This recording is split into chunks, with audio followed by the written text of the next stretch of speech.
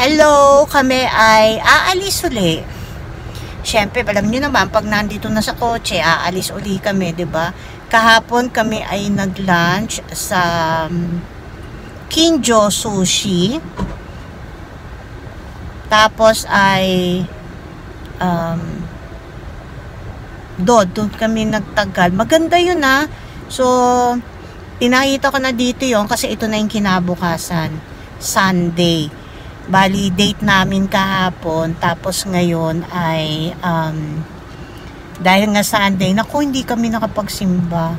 Kasi tinanghali kami ng gising. Dito kasi may oras lang yung pag Sunday. Alam mo pag Sunday, sweetheart, ano pala to? Hanggang 11 lang yung huling mass. Hindi katulad sa iba, may panghapon pa.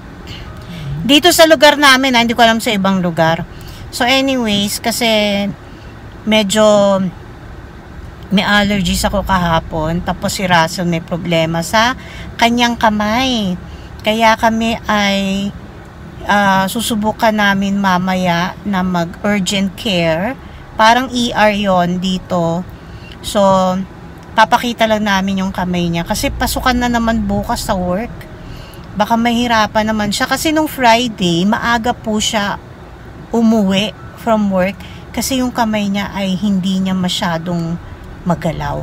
So, hindi namin alam if it's arthritis lang. Kasi yung ginagawa nila yung maliliit na, ang tawag doon? Kuryente ba tawag doon? Wires. So, baka yun yung nagtitrigger ng kanyang yung dito sa kanyang kamay.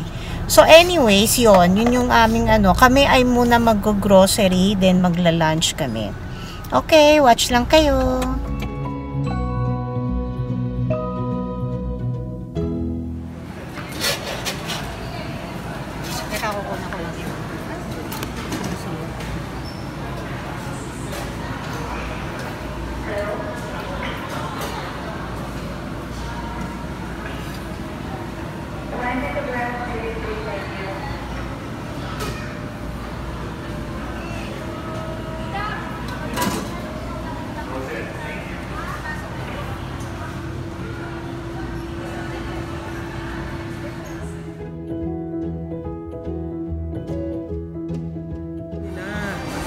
No.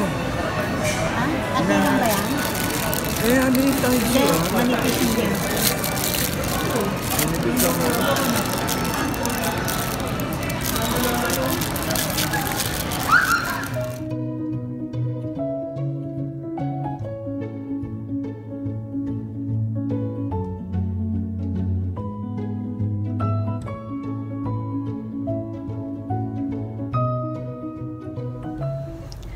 Pupunta na kami ng urgent care, pero dumaan na kami dito sa Dalarama kasi bumili siya nung parang yung sa paso kasi may itatanim kami sa bahay.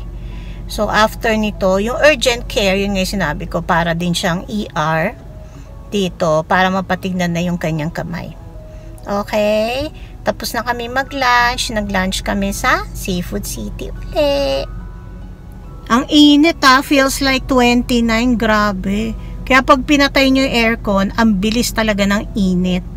Ewan ko ba, init, lamig dito, kaya talaga mga tao nagkakasakit. Hindi mo maintindihan ang dito, ang weather. Sana umayos-ayos na. Napakahirap ng ganito, lalo na yung sa akin, yung pag may mga sakit-sakit.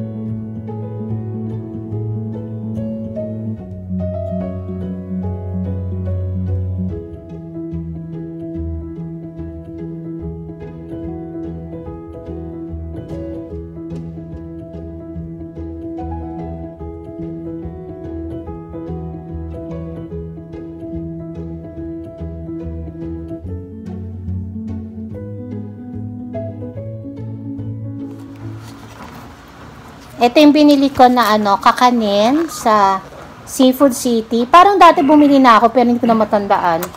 Tapos, yung maliit lang ang binili ko. Sabi ni husband, masarap daw. Sana daw binili ko na yung malaki. Yung malaki kasi to, yung bilog. Tapos, apat na klase nga yun eh. Sige tayo. Yung bilog.